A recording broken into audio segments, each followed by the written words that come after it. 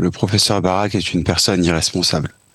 Je pense qu'il est intelligent, qu'il sait l'impact de ses propos pour une frange de la population en Israël. Le but de ses propos hier, comme ses propos d'avant-guerre, lorsqu'il parlait de tanks dans les rues, lorsqu'il disait où iront les tanks, c'est quelque chose qui n'a qu'un but, n'a qu'un objectif, mettre de l'huile sur le feu. Nous avons le plaisir d'être en ligne avec Raphaël Hamzalag. Raphaël, bonjour, Boker Tov. Boker Tov, bonjour Daniel. Merci d'être avec nous ce matin. Je rappelle que vous êtes membre du Likoud et on a souvent besoin de vos éclairages pour mieux comprendre un peu certains développements, qu'ils soient sur le plan politique, mais même également sur le plan politico-judiciaire et juridique. Et c'est exactement ce que je voudrais faire en commençant notre conversation, notre entretien. On a entendu hier soir à Tel Aviv une vidéo du président, de l'ancien président de la Cour suprême, on va dire le grand prêtre de l'activisme juridique, de la révolution juridique provoquée au début des années 90, le professeur Aaron Barak, qui dit de facto aujourd'hui déjà Israël n'est plus une démocratie libérale. De facto aujourd'hui Israël est dirigé par un seul homme au sein du gouvernement, et cet homme, c'est le Premier ministre Benyamin Netanyahou. Il ne lui reste plus qu'à mettre la main sur la Cour suprême pour que l'on soit d'une certaine manière de facto une sorte de dictature. Qu'est-ce que vous pensez de ce genre de déclaration ? Je pense d'abord que le professeur Barak est une personne irresponsable. Je pense qu'il est intelligent, qu'il sait l'impact de ses propos pour une frange de la population en Israël. Alors bien évidemment, il y a un sondage qui était publié hier qui disait que courant 2025, la position des Israéliens vis-à-vis la position de la Cour suprême vis-à-vis des Israéliens s'est vue détériorer de 48%. C'est-à-dire que de moins en moins d'Israéliens font confiance à la Cour suprême comme quelque chose d'impartial, comme quelque chose de juste, comme quelque chose qui se préoccupe de justice et comprennent qu'il s'agit en fait d'un parti politique supplémentaire qui plus est, a le dernier mot. Donc il est irresponsable parce que le but de ses propos hier, comme ses propos d'avant-guerre, lorsqu'il parlait de tanks dans les rues, lorsqu'il disait où iront les tanks, c'est quelque chose qui n'a qu'un but, n'a qu'un objectif, mettre de l'huile sur le feu. Ça, c'est le premier point. Le deuxième point, c'est qu'effectivement, il y a une personne qui est à la tête du gouvernement en Israël, mais cette personne, elle est élue. Elle est élue, ça fait bientôt 20 ans qu'elle dirige le pays. Elle a été élue, il me semble, à 6 reprises à ce poste-là. Donc, c'est ce qu'on appelle la démocratie. On est en démocratie parlementaire.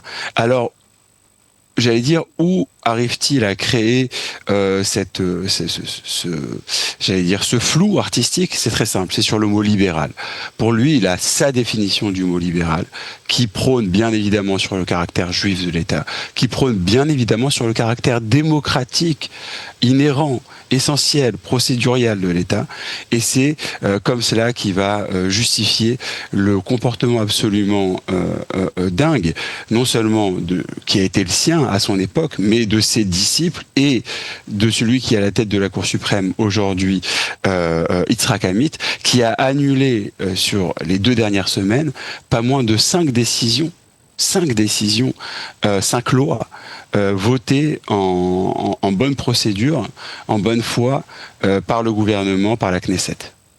Alors justement, c'est-à-dire, qu'est-ce que vous répondez à ceux qui disent mais oui, mais il y a une loi. Le gouvernement apparemment ne respecte pas la loi et la Cour suprême est obligée de se dresser pour maintenir, on va dire, ce respect de la loi dans la démocratie. Je leur dirais que d'abord ils lisent même pas ce que la Cour suprême écrit.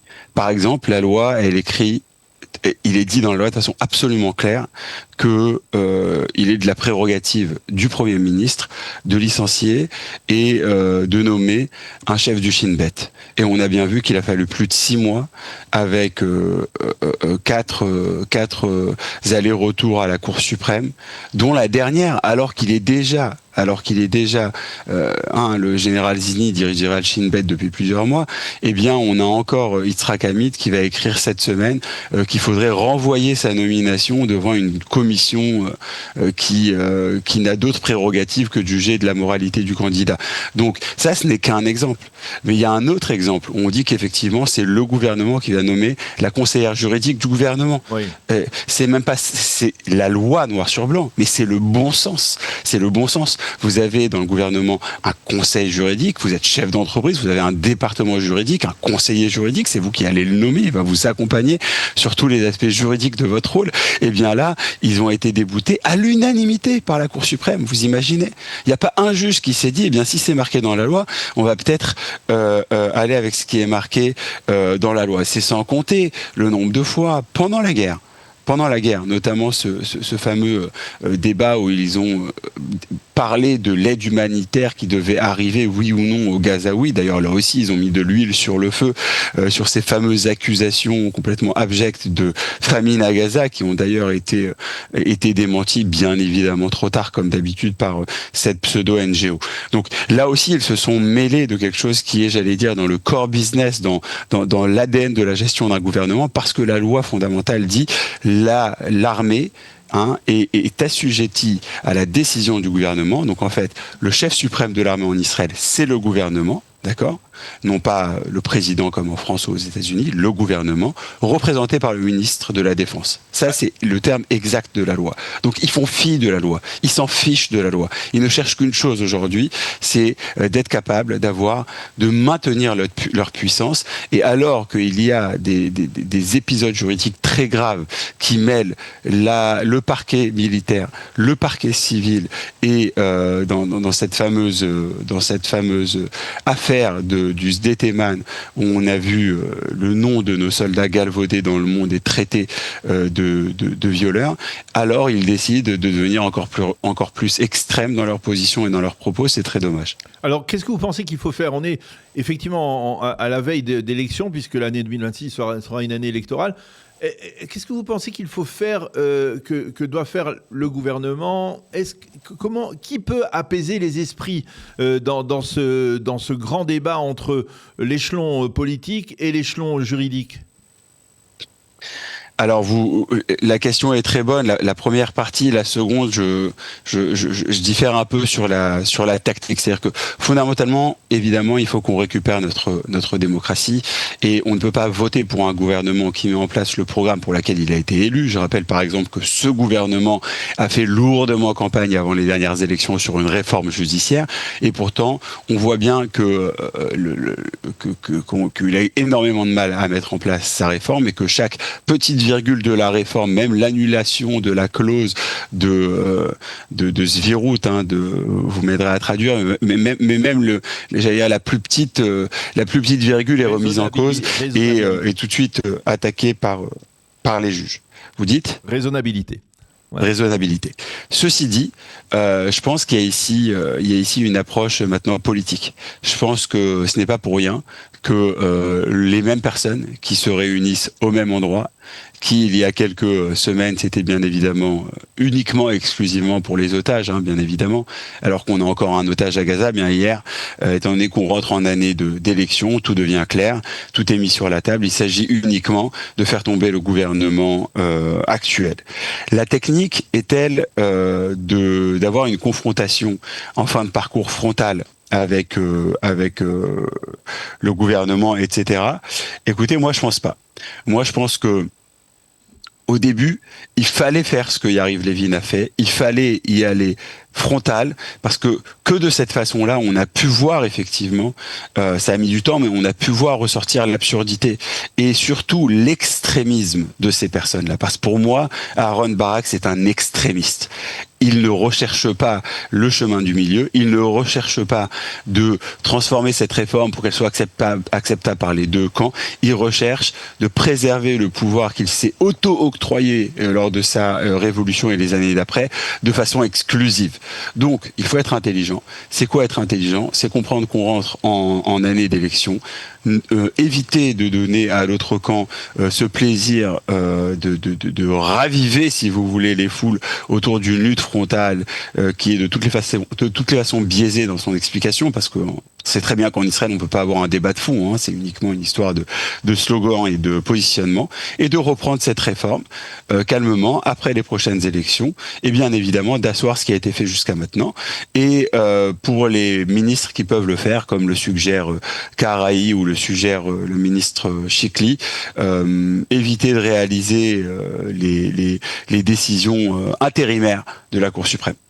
Alors justement, tout cela nous conduit à la période électorale dans laquelle on devrait rentrer. Vous pensez d'abord que Benyamin Netanyahou, de retour de Floride, a gagné des points, on va dire, pour lui, pour son parti, pour le Likoud, en perspective des prochaines élections, que d'une certaine manière, peut-être qu'il n'a pas besoin de faire durer le plaisir et qu'il serait souhaitable aujourd'hui dans le contexte actuel, surtout alors qu'il y a la loi sur l'enrôlement des élèves des yeshivot qui fait débat au sein même du Likoud, qu'il faudrait peut-être provoquer des élections pour, on va dire, d'une certaine manière, faire le clair sur les dossiers qui sont justement en litige entre l'opposition et la coalition? Voilà, donc ça c'est une très bonne question. Je pense que vendredi, je voyais cette question posée par Anne Rav sur les réseaux et j'en ai donné la réponse suivante. Benjamin Netanyahou n'est pas intéressé d'aller aux élections aujourd'hui pour deux raisons.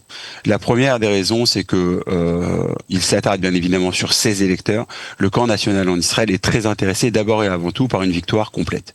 C'est ce que Benjamin Netanyahou s'est engagé d'offrir et de donner. C'est ce qu'il doit donner au peuple d'Israël. Aujourd'hui, Gaza n'est pas encore désarmée.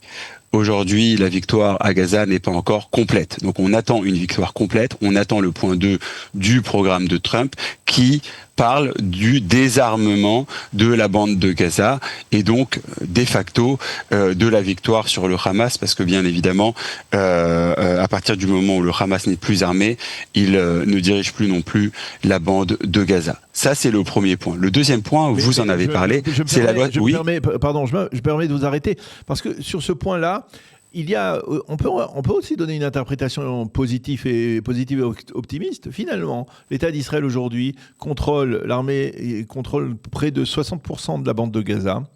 Le Hamas contrôle effectivement les 40 autres pourcents, mais il est considérablement affaibli, il n'a quasiment pas d'armes et il n'a pas l'atout qu'il avait des otages. Aujourd'hui, rien n'empêche Israël de frapper ponctuellement dans la zone qui est sous contrôle du Hamas, d'affaiblir encore une fois le Hamas. Pourquoi finalement ne pas se suffire de cette victoire-là ? Parce que d'abord, votre question était par rapport à Benjamin Netanyahou et je réponds, j'essaie d'analyser son point de vue. Pour encore une fois, pour l'électorat de Benjamin Netanyahou, le camp national en Israël, cette situation-là, on sait très bien qu'elle est bien mieux que ce qu'on a connu au préalable, mais elle n'est pas suffisante. Elle n'est pas suffisante parce qu'on connaît la tendance d'Israël d'oublier, de se laisser endormir, de laisser l'ennemi de l'autre côté développer ses capacités. Cette semaine encore et la semaine d'avant, on a vu ces espèces de drones qui faisaient passer des mitraillettes et aussi une mitrailleuse semi-lourde du côté égyptien, de l'autre côté de la frontière. Donc il y a de la contrebande. On sait très bien qu'on ne peut pas faire confiance et on sait aussi que la punition du Hamas pour ce qu'ils nous ont fait subir, ça doit être l'éradication de toute force militaire ou politique du Hamas. Et c'est ça le point. Je pense que Benjamin Netanyahou, lorsqu'il fait le programme avec Trump, et il y a le deuxième point qui dit démilitarisation complète de la bande de Gaza, d'accord, et que lorsqu'il dit que un des quatre objectifs de la guerre, c'est que Gaza ne devienne plus pour le futur, ne soit plus, j'allais dire quelque chose qui risque de blesser Israël, eh bien, il y croit. Et donc, comme bien souvent durant cette guerre, il met pas la charrue avant les bœufs, il attend, il comprend qu'il y a la démocratie, il comprend qu'il y a Trump, mais il avance ses pions. Et je pense qu'avant les prochaines élections, il prévoit une nouvelle attaque pour réaliser ce que aucune force internationale ne va réaliser, malgré ce qui est marqué dans l'accord de Trump. Mais je pense que ça, on le savait tous, ce n'est pas un grand scoop. Et le deuxième point, très rapidement, c'est l'histoire de l'enrôlement. La deuxième chose qui est importante pour effectivement le camp national, c'est l'unité du camp. Et on sait très bien qu'aujourd'hui, si on analyse l'année qui vient de s'écouler, eh bien, le clan, ce qu'on appelle le Gush Elohami, le camp national au niveau politique, il a été essentiellement polarisé, séparé autour de cette loi sur l'enrôlement. Et donc, je pense que cette loi sur l'enrôlement va être votée à la Knesset dans les mois, dans les semaines qui arrivent. Je pense que l'essentiel du camp national n'est pas content du contenu de la loi, mais comprend que c'est un pas en avant, que ça va avoir un impact sociétal et qu'on ne peut, j'allais dire, transformer un jeune de force en combattant de Tzahal sous aucun prétexte. Aujourd'hui, dans cette guerre, aucun des combattants qui a combattu dans cette guerre ne l'a fait parce qu'il y a été forcé. Tous l'ont fait parce qu'ils l'ont voulu. Alors pourquoi ce serait différent avec les ultra-orthodoxes? Et une fois qu'il aura passé ces deux points-là, il veut arriver aux élections. Et je pense que c'est la vision de Benjamin Netanyahou, et c'est la raison, malgré les sondages qui sont en sa faveur, en tout cas sur la 14 et la 15, qu'il ne va pas sur les nouvelles élections tout de suite. Eh bien, on l'a bien compris. En tout cas, merci beaucoup, Raphaël Hamzalak, de nous avoir éclairé sur ces sujets, en particulier donc sur le débat éternel entre le pouvoir politique et le pouvoir juridique, mais aussi donc la perspective des élections. Merci beaucoup d'avoir été avec nous ce matin. Bonne continuation, Raphaël. Merci, Daniel. Shavuot Tov.